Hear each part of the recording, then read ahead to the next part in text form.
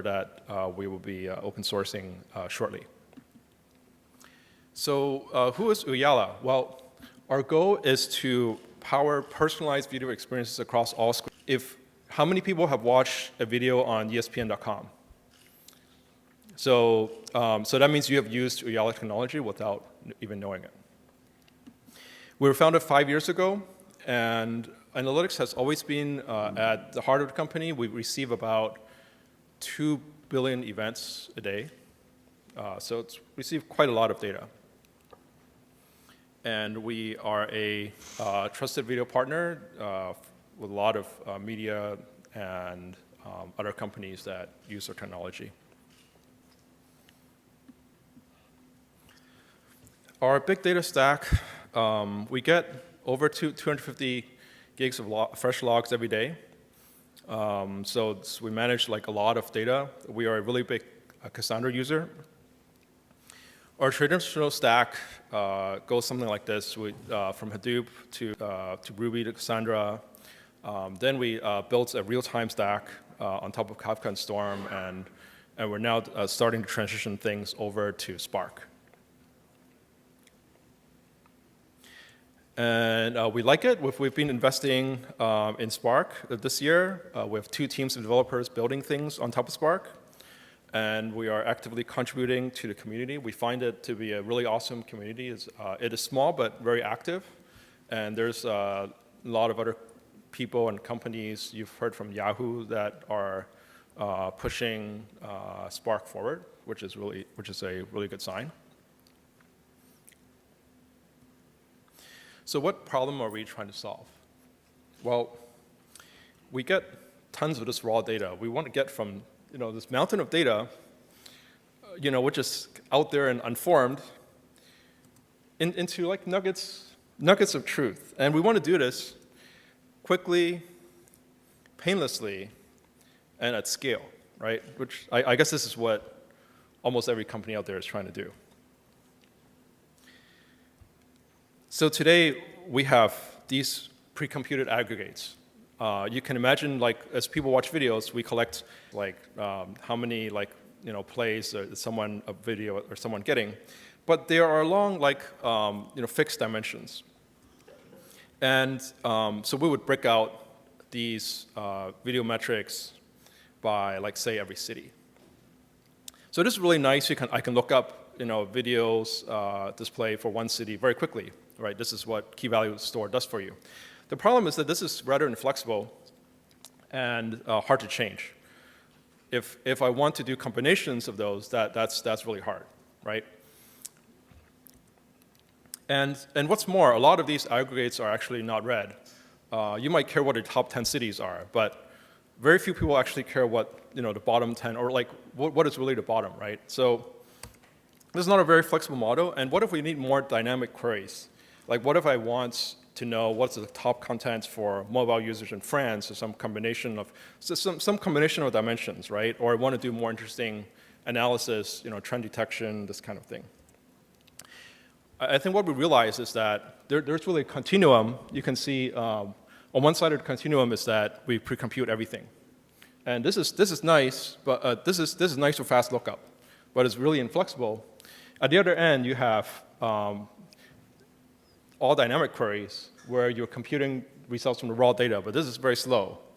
And what you really want is to kind of like merge these two and have some kind of partly dynamic system that can give you like some of the best features of both worlds. Something where you have pre-computation for things that are common, but gives you a fast and easy way to generate views that give you that flexibility, right? And you see a lot of industry trends towards answering this problem. You see fast query execution frameworks like Impala, in-memory databases, Druid. And you see a lot of streaming real-time frameworks come up like Storm, right? And we looked at a lot of these, but I want to talk a little bit about why we are investing in Spark. One thing is that we find that memory throughput really is king. So we use Cassandra a lot. We store raw data there. If we read raw data from Cassandra, say it's about, your throughput is about yay much. Reading from this is pretty slow. If you want to overcome the cost of I/O, that you do is that you use your OS cache so that your data gets mostly loaded in memory. This is really good. This is almost an order of magnitude faster. But what we find is that when we have that data loaded into a Spark RDD, the throughput gets dramatically faster. It's about 10 to 50 times faster than reading from raw Cassandra for the exact same data. Another thing is that we find that our developers really love using Spark. One of my guys said that, having not known anything, I was able to write my first job in like 30 minutes. You can kind of see like the people that start playing with it, they're able to create apps on it, and just the productivity difference that they experience is like very convincing. Spark has a very high level distributed API. You don't have to write like a map class and a reduce class and factor everything in terms of that, right? And the interactive shell is also really nice. I like showing this slide. I had to reduce. So on the right is our map reduce word count example. I had to shrink this to, I think, 4-point font to fit it on my slide. And this is the same thing in Spark, right? So there's really no comparison. Lastly, we see Spark as a platform to rule them all. You have a couple different technologies. Sorry, the Bagel one is old. I think that's called like GraphX now. But one thing you have when you start operating all these different technologies, you have Storm, Hadoop, Spark. There's other ones out there. Is that each one has a certain kind of maintenance overhead. You need like operations people that know how to run each one. We see in Spark potential to unify a lot of these behind one platform, which is very, very attractive operationally. And it gives us a chance to reuse a lot more code. And this is one very, very big thing. And to be able to use, for example, the machine learning library on top of Spark streaming, or run a Shark SQL query and then use Scala to manipulate it afterwards, the kind of interaction you can do, which isn't really possible with the different frameworks, is also very exciting. So a little bit, I'll go through this quickly, but we get raw events from every time we watch a video. It gets written into Cassandra. And what we do is we use Spark to create certain materialized views.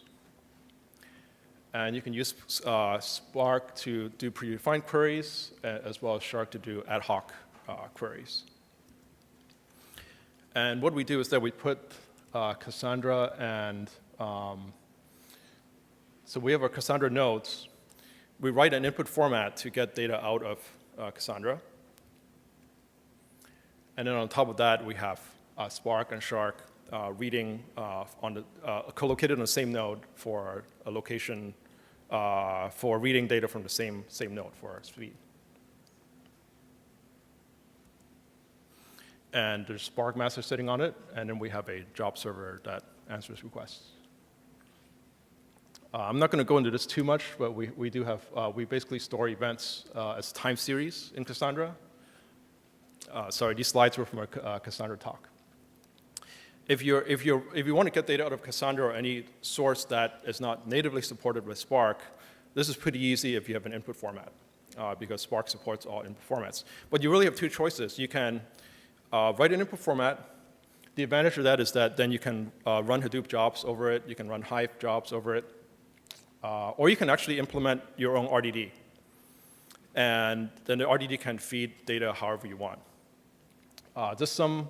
We actually implemented info format because we wanted to kind of support like all the different like Hadoop use cases, but it turns out that, that nobody is currently writing Hadoop jobs. It's actually much simpler to write. If you know that you're only going to work with Spark, it's actually much simpler just to write a custom RDD. It will save you a lot of, the API is much, much simpler. And what we do is that if you compare, we have different rows in Cassandra and different times in terms of columns. And what we do is we simply map, what the input format does is that it simply maps that into a table. So if you look at the first row, the first column maps into the first row of your, say, Shark table or the first iteration of your Spark RDD. And then we kind of go left to right, and then we keep going over more and more rows. So it's pretty, it's pretty simple. There is, by the way, a native Cassandra input format, but it's not very useful because it will read all the data from Cassandra from one column family, and that's not what most people want. So an example is that, let's say that you have multiple aggregates that are materialized views. Then what you do is you can do a union in Spark of several RDDs. And then you can do an operation such as a join or a map to transform that and a group, that kind of thing.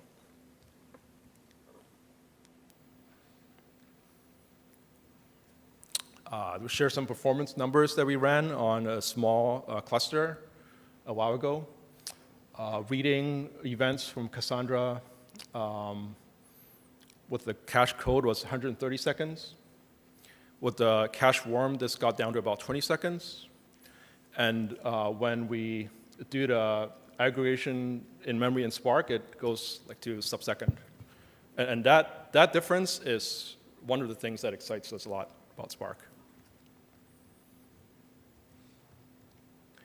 So how this is actually done is that we have a REST job server that takes requests. And so we might have a request to aggregate, and that runs an aggregation job on the Spark executors, the workers. That can be saved to Cassandra. The data set can then be cached in memory in the Spark workers. Then we can run queries on that cached data set with subsequent queries. So essentially, each query becomes a separate, very fast job. Now, about fault tolerance, what happens if your cache data set lives in the Java heap, right? So what happens if your process dies? One way that Spark deals with that is through lineage, that Spark remembers the transformations. So if it fails, it can go back and recompute stuff. But you might not want that, because that might be very expensive, right? Like, if in our case, if you want to recompute stuff from Cassandra, that involves a lot of I/O. So there's, can think of two ways around this. One is that Spark streaming has replicated data sets. So you use up twice as much memory, but that means that if one fails, then at least you can recover from the other set instantaneously, right? And the other way which we do is that we persist these views to Cassandra. That way, we don't have to recompute from scratch. We can load it, which is relatively quick. It's not as fast as, obviously, replicating in memory, but those are some trade-offs you can make. And I will touch a little bit on the Spark job server. The reason why we need a job server is because traditionally in Spark, you write your little apps. Then they're kind of like Hadoop jobs. You need to run them somewhere. So a lot of people have bastions for running their Hadoop jobs, like a box that is dedicated to doing the Hadoop jar and stuff. But this is not really ideal. Let's say you have an organization. Typically, you have a team that maintains services like Hadoop and Spark. What you really want is you want something like job server that can provide an interface that your developers can submit jobs to. So that's what we set out to write. This allows you to do Spark as a service, and you send out a REST API to your developers. It allows you to manage jobs and jars and Spark contexts. And you can use this to run ad hoc jobs, just like you're running Hadoop jobs. But for us, it's also optimized for what Spark is really good at, which is having cached in-memory data sets that you can repeatedly apply with jobs, and also for low latency jobs. And this works with standalone Spark as well as Mesos. We haven't tested it on Yarn. I don't see why this wouldn't work on Yarn. the job history is persisted, so you can easily query it later. And we have both an async and a sync API. So this is just to show what writing a job looks like. We're planning to contribute it back in the near future. Is that the work on example, there's basically two APIs. So the first API is a validate API. What it does is that it can validate your user input, which every time you run a job, you basically post a configuration, which is the job input, your job settings. And so the validate function allows you to validate it and return a 400 to the user if for somehow this is, your input is not valid. And then you have a run job, which you implement, which actually does the actual job and returns the result. And then you can query the result. Well, either with the sync route, it will just return to you right away. So here's a really simple example. The first curl is simply I'm uploading a jar to this job server. And the second one, I'm passing in the input through an HTTP post and starting a job. And at the end of the URL, there's a sync equals true, which means I want the results right away. Or rather, sorry, I want the results returned to me for the same request. So you can see that the result comes back. So this is an extremely convenient way of running jobs, which we hope to share with the community. And that's it. Thank you very much. We are hiring, so but we'll take a couple questions, but I'll also be available afterwards. If you want to ask. Let's give them a round of applause first.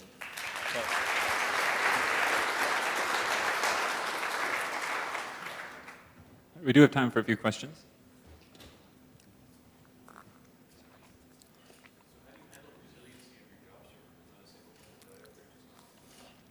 That's a good question. So the question was, how do you handle resiliency for the job server? So there's multiple things. There's Spark itself. The job server itself is, we have designed it so that it can be run in X-ray mode, but we haven't implemented it yet, but it's designed so that you can run multiple ones. And basically everything in terms of the job status is persisted to a common data store. So it's very easy to run the second one. And yeah.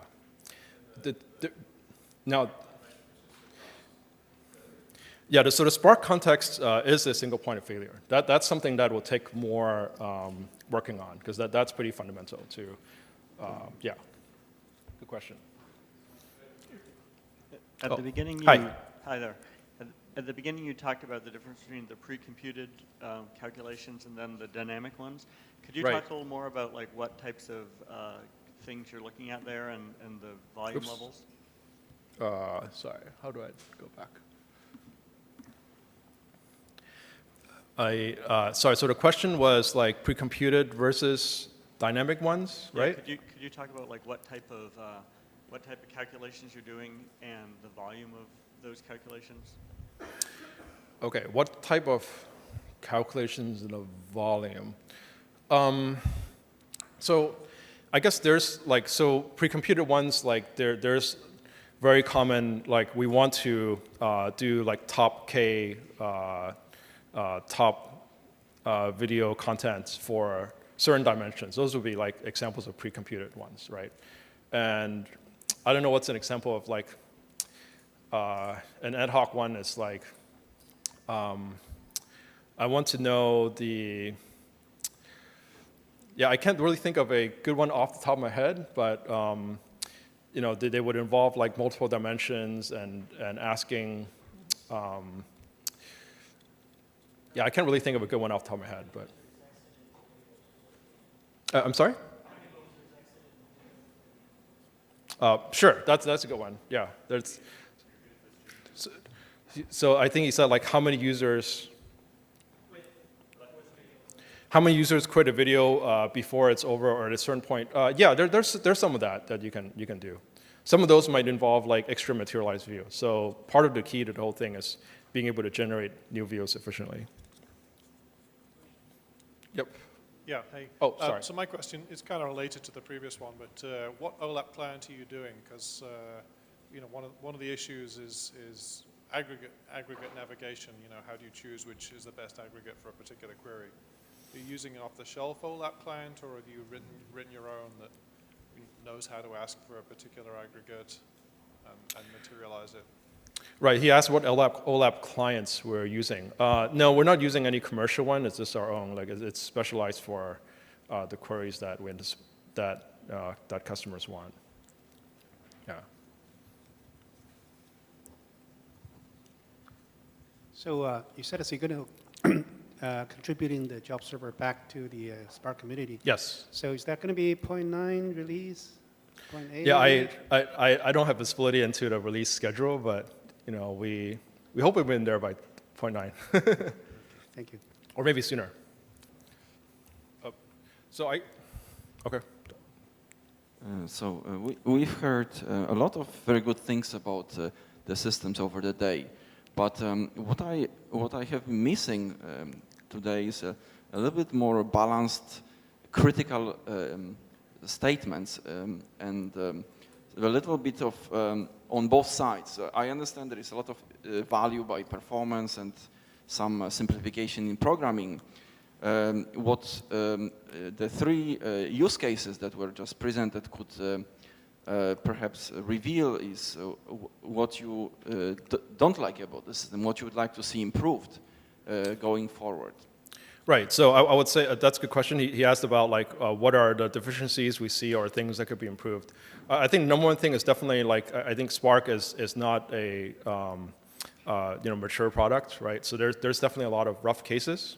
So I would say that it takes commitment, you know, that you want to see through these rough edges and you know maybe contribute back and work with the community, and that's definitely not. I mean, that's definitely a pretty big question. And let's see what else. And I would say that there's definitely off-the-shelf solutions that we could look at for some of this. So the other downside is that you do have to for a lot of custom things you might like for our use case it's not a standard use case, so we have to spend a lot of time building out some of this ourselves. Yeah, so I'm happy to take more questions later. We want to give yeah. All right, so thanks.